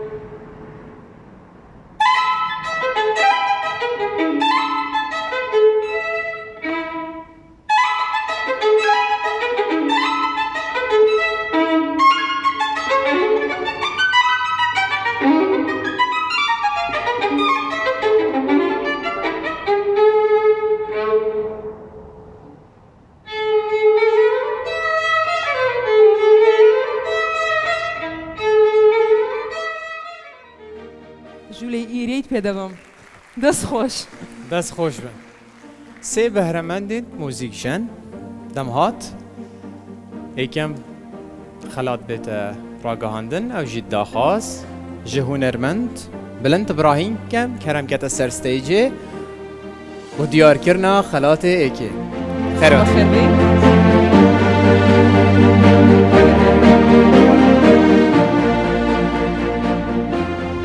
ڕۆژ باش ئامادە بوون هۆژە ڕاستیەژی گەلە کەیف خۆشم کولگەهەوە حاضر بووم و بەشداری ئەلوان ڕێوڕەسمادا بکەم دەستخۆشی تیما کارگێریە دەستگای ڕوانگەتکەم و هیویتکەم بەردەوام بن بۆ پشتەوانیا گەنجا تایبەت بیاوێ کولتوری و هونەریدا هەر سەرکەفتی بن سپاس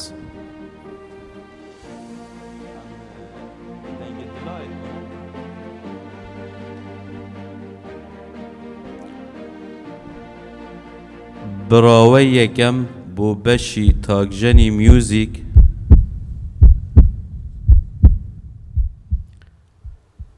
ژۆڵی شوان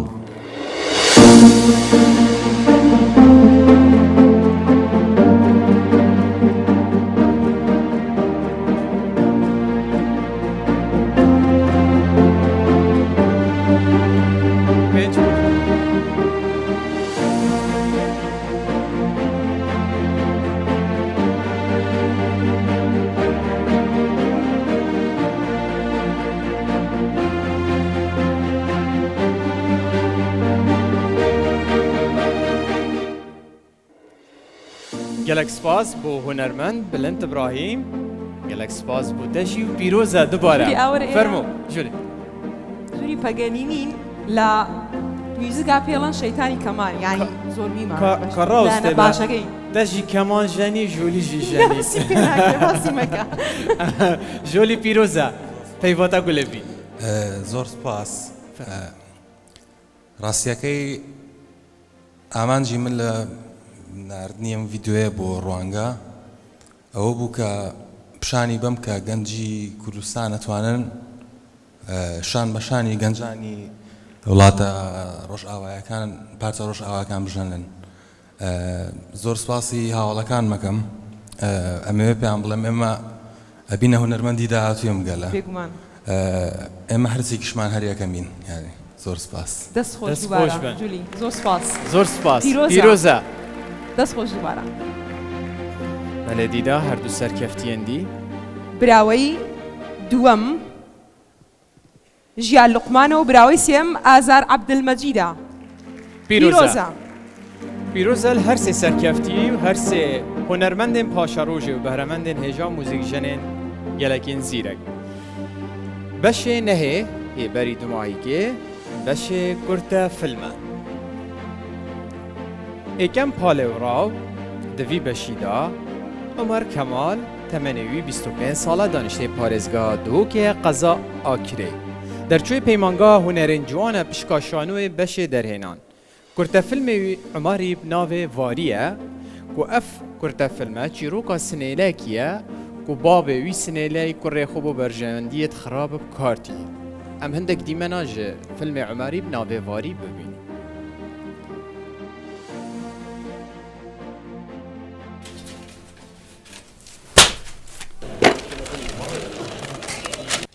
Bibeze!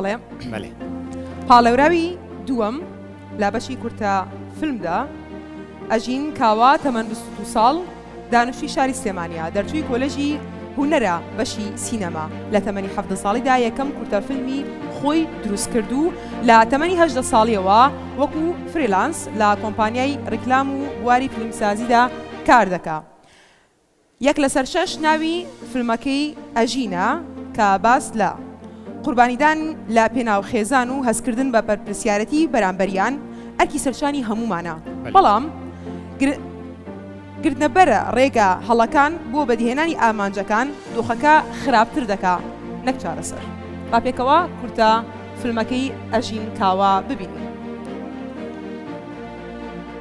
یەک لە 6 ئەگەری من بن 5 شتێکی بەتاڵ و ویەکێکی پڕ بۆ تەنها جار لە ژیانمانە پشت بە بەتاڵەکانە بەستی زين دكتورة كايوتشي ئەیودەم ئیشەی ئێوایکەن ئەو هەموو پیسی و تۆز و خۆڵە بۆ نەخۆشی تۆ زۆر خراپە دلێرجان من کە دەسمایە میشام زانی چیم بەسەر دێ بەڵامی ترەمە ژیانە ناچاری لە پێناو هەنێشتا واز لا نەشتی تر بێنی تازە درەنگیشە بۆ وازێنان لەمەیان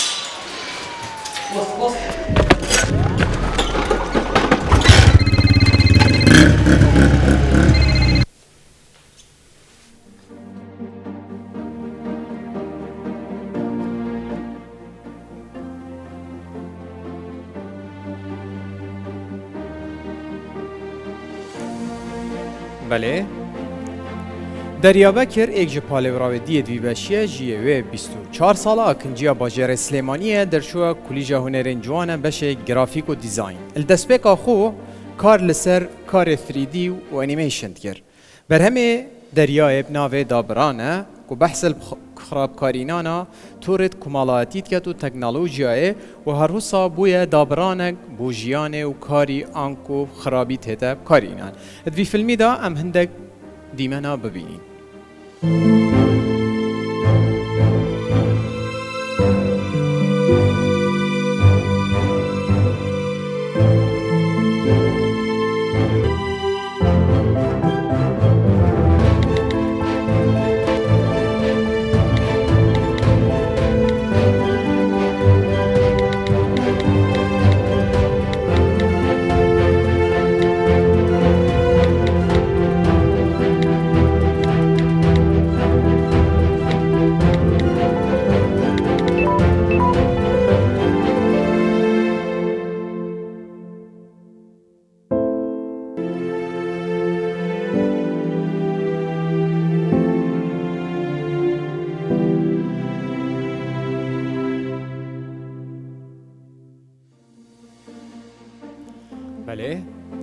داوا لە هونەرمەند ئیبراهیم حەکیم دەکەین بۆ ئاشکراکردنی براوەی یەکەم لە بەشی کورتە فیلمدا.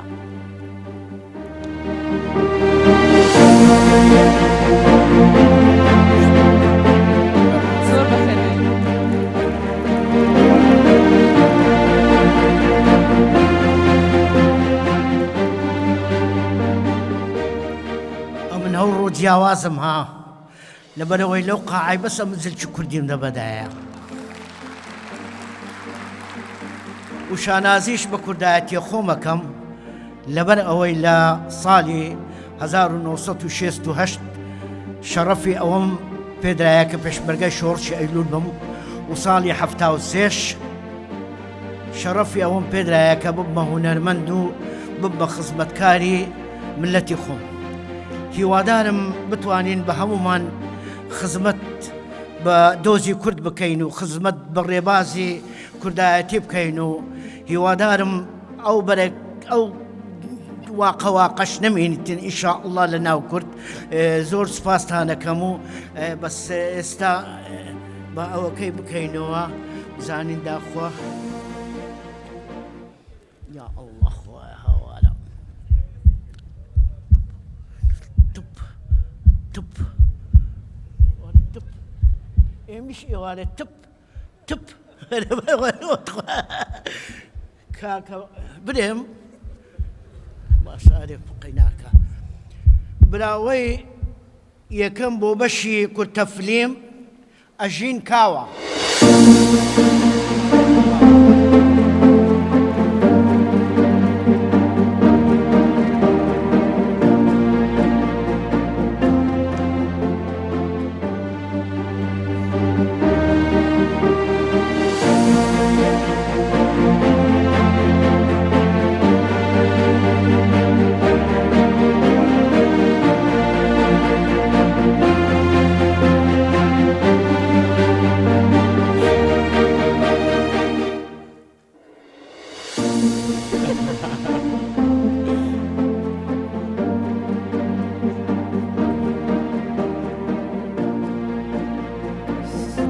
gelek spas bu ekter û hunermend İbrahim Hekîm zor spas mamosta gelek spas Ejîn pîroz e zor spas Ejîn çi rûdawek yan çi wênek bu way lê kir karî sînema bike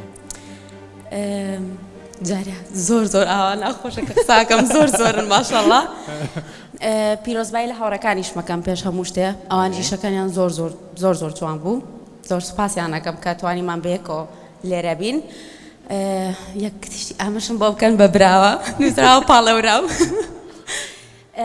ڕاستی من حەزم لە فۆتۆگرافی بوو هەر لە مناڵیەوە زۆر زۆرم حەز لە فۆتۆگرافی بوو بەس بەرە کە زیاتر شارەزا بووم زانیم کە ئەتوانی لە جیاتی یەک فۆتۆ تۆ بە کۆمەڵێک فۆتۆ چیرۆکەکان پیشان بیت بۆیە حەزم لە ڤیدیۆگرافی کرد و بەرە حەزم لەوە کرد کە خۆم فیلم دروست بکەم بەوەی کە بتوانم خۆم دنیایەک دروست بکەم یاخۆ منیش جار ئاکتۆری ئەەکەم ئەگەر محتاج بیم خراپ نیم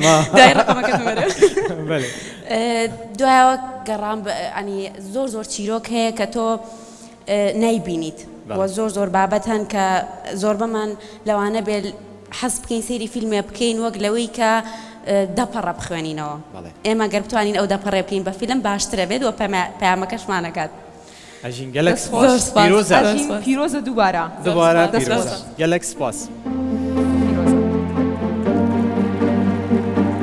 هەردوو سەرکەفتیان بەشێ کورتە فیلمە دووەم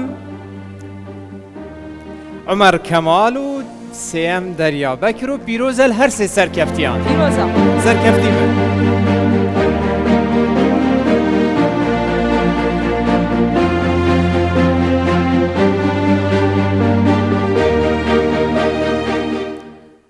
ئۆکەی دەچینە سەر کۆتا بەشمان کە بەشی فۆتۆگرافیە یەکەم پاڵێوراو ئەمڕۆ لەگەڵمان بەشدارە سروشت عومەرە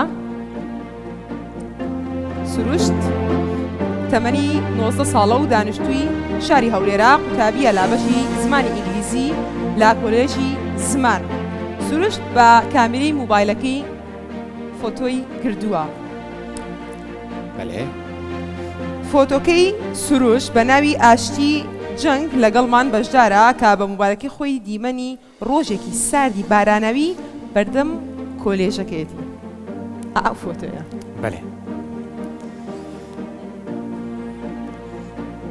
پاڵێوراوێ دوێ دوی بەشیدا هێ من عادلە لاوەکێ جیوی 24 سال آکنجی باجر که سیروانه لپارزگاه حلبچه شهید در چوی کلیجا اندازیاری ماوی سالا که پشکداری گشت شاخوانی داد کد لی اف پشکداریاوی یا والا نبو ویاید و پشکداریا خودت گشت شاخوانی دا گلک جارا هندک جهنک گلک بزحمتن کمروف شید ببینید یا بگهیته اویشیا بگهیته و سروشت جوان کردستان نشا مبدت برگا وینین خو بوی وینایی پشکداره وینک که سرنج راکشه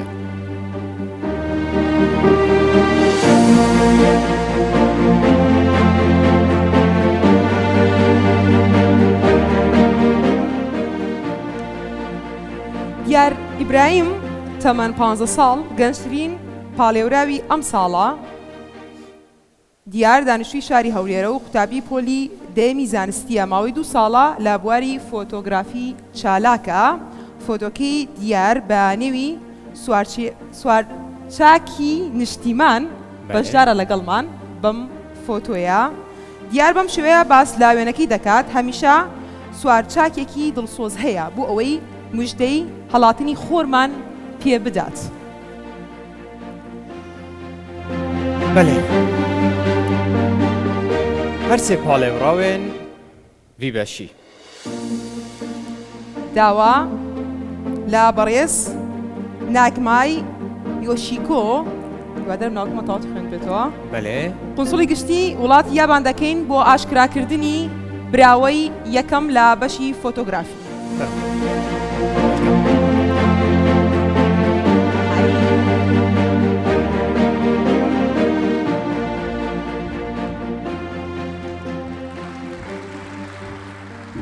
Good evening, everyone, and I'm very much honored to be here, to be invited and present as a presenter.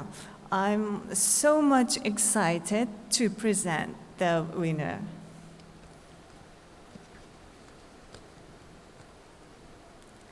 And the first place winner for photography category is Diyar Ibrahim.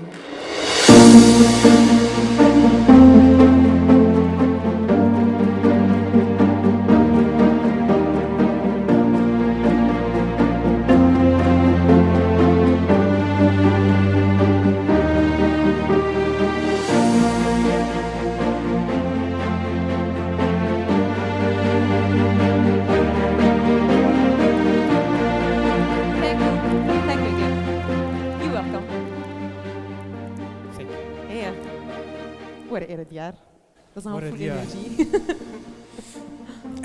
دیار پیرۆزە زۆر سپاس مەمنون بۆ وێنە هەڵبژارد بۆ کێبەرکی خۆی ئەو وێنەیە لە گەشتێک گرتم کە نمایشەکی سوارچاکی لێ ئەنجامدرا وێنەی زۆرم گرت بەڵام ئەو وێنەیەم هەڵبژارد لەبەرەوەی ئەو وێنەیە وەک پەیامێک لێبینم پەیامێکی لە پشتەوەیە کە پەیامەکەی ئەوەیە کە هەمیشە سوارچاکێک هەیە کە لەو کاتێک کە نیشتیمان لە ینی هەرچەند ئەوەتر بێ هەرچەند حاڵی خراپتر بیان مەسەن لە ئەوە دابی هەمیشە سوارچاکێک هەیە کە دەستگیری لە مافی تاچی خەڵکەکەی دەکات. پیرۆزە دووبارە دەست خۆش گەلێک سپاس بۆتە دەست خۆش دەست خۆش دەست خۆش.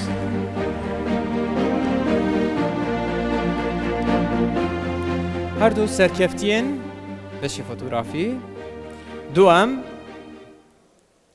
خەلات بوو هێمن عادل سرۆش تەمەر پیرۆزە لە هەر سێ سەرکەفتیان پیرۆزە لە هەر دەهیەکەمینە پیرۆزە لە هەر سی بەرهەمەندێن پاڵێوراوێن ئەڤروکە وڵاو بوون دانشیان بوون سەرکەفتی بوون بەڵێ هەرمان کە کاک ئیبراهیم حەکیم لێرە بوو باسیەوت کرد کە شانۆکاری بەڵێ اینجا کە شانۆت کردو و پێشکەشکاریت کردووە بیت لێکرە تۆ بیتە گۆرانی بێش ناوەڵا ناممە گۆرانی پێشی ناوەڵا دەمهات چێک هێناخۆ بەدەین ستێج کەڤاڵێکی هونەری بدولاوێن هونەرمەند دوو دەنگین خۆش برگه که سترانگوتنه بگ و بودر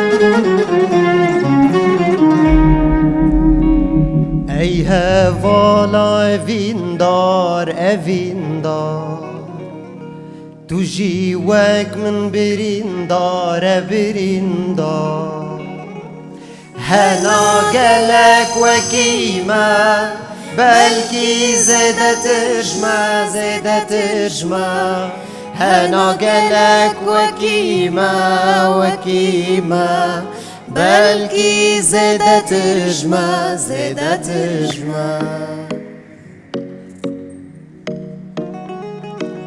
تجي وك من بريندار بريندار هنا قالك وكيما بلكي زادت ترجمة زادت ترجمة هنا قالك وكيما وكيما بلكي زادت ترجمة زادت ترجمة ليلي مالام باركر لولو شونا وارن لو هفالو هفالو هفاليم گوشته مخور لولو مشکو مارن لو هفالو هفالو هفاليم جانا من توی عشو جانا من کی زانه از کی مبته چیه مانا من جانا من توی عشو جانا من کی زانه از کی مبته چیه مانا من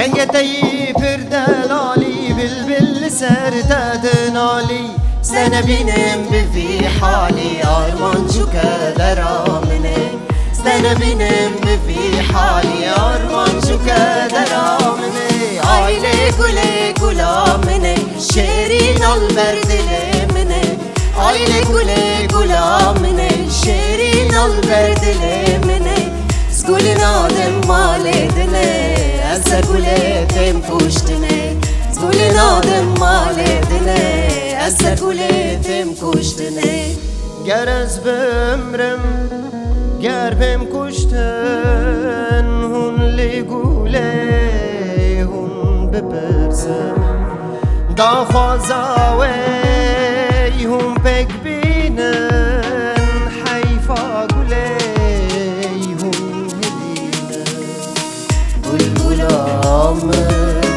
نخوازام بلبلام برندارام بلبلام نخوازام بلبلام برندارام بلبلام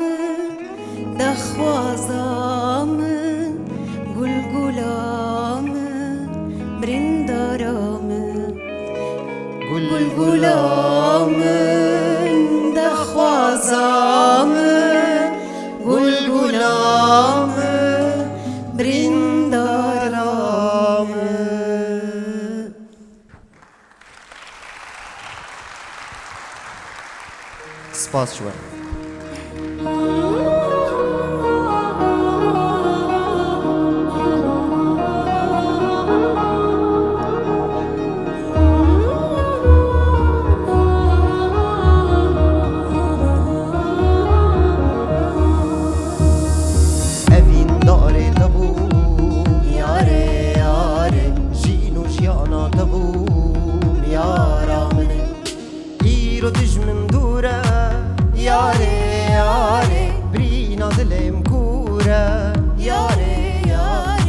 evin dare tabum yare yare جينو جيانا tabum يا رامني تحبون الله لا تقولوا تحبون الله لا تقولوا سعادة موت نحاب ضلال وضلال سعادة موت نحاب ضلال وضلال تنحابوا بتنحاب ضلال تنحابوا بتنحاب ضلال بتصير مرهم للقلب أخلي ضلال بتصير دواء للقلب أوي أوي ضلال ليه ورني ورني ورني دي ورني ورني ورني ليه ورني ورني ورني ورندي لاني واسمر ليه ورني ورني ورني دي ورني ورني ورني ليه ورني ورني ورني ورندي لاني واسمر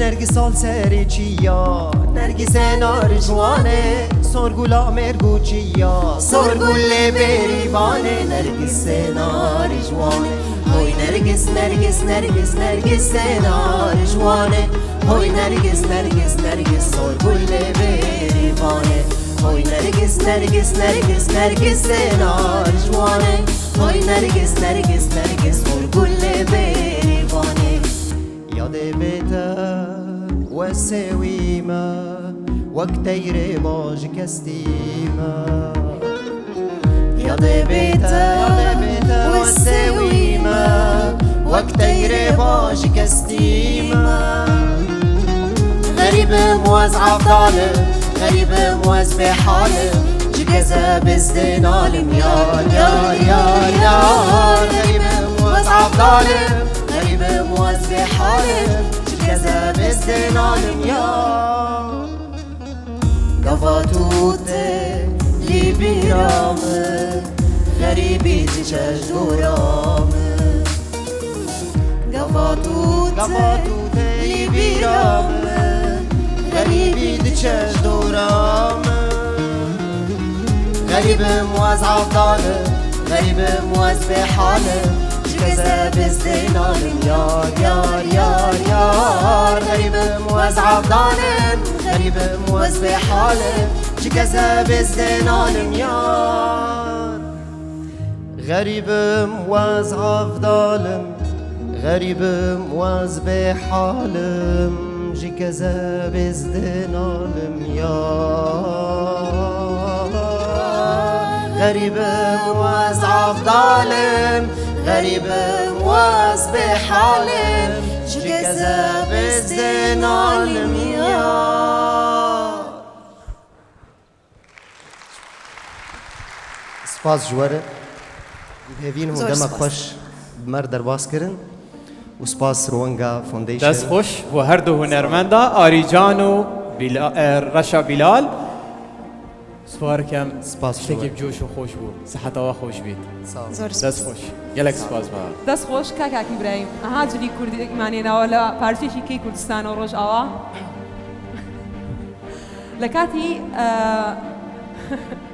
لە کاتی پرۆڤەکردنمان گۆرانەیەک تەوت ئاوها جارجار بەسەر کوردستانەوە ئەتوانی پارچێکەکەم بڵێ ئەمەش وەربێژن ئۆکێ كردستان هلما بافو كالان كردستان واره چاف خزالان كردستان تلبير بالان كردستان ديرو قاسالان هلما آخي من شادك وينا ولد شرندك جدور باركنا هندك بهشتا جيهان كردستان چد دار البوهارا تید شاغن روبارا وارو ستارا هجارا بهشتا جیهان کردستان واره چاف خزالان کردستان هلما با وکالان کردستان تول بیرو بالان کردستان دیرو کاسالان دنگ خوش بید گلک سپاس دوباره بو هر دو هنرمندان آری جان و رشا بیلار زور سپاس فرمان گلک سپاس بله بەڵێ هاتینا کۆتایی ڕێوڕسمەکەمان سوپاس بۆ ئامادەبووانمان سوپاس بۆ هەر کەسێک کە تاکو ئێستا بیسەر و بینەرمان بوونا سوپاس بۆ سپۆنسەرەکانمان سوپاس بۆ دەستگای ڕوانگە و بۆ ئەو گەنجانەی و ئستافەکەی بە تایبەتی کە هەمیشە چالاک بوون تاکو ئێستا بەردەوامن و ساڵی داهاتوو بەخێر و خۆشی دەتان بینەوە بەڵێ دیال داخوازە سەرکەفتنێ بۆ هەمیا و پیرۆزباهیە دووارە هەمیات کەین بەمینەم خێر و خۆشی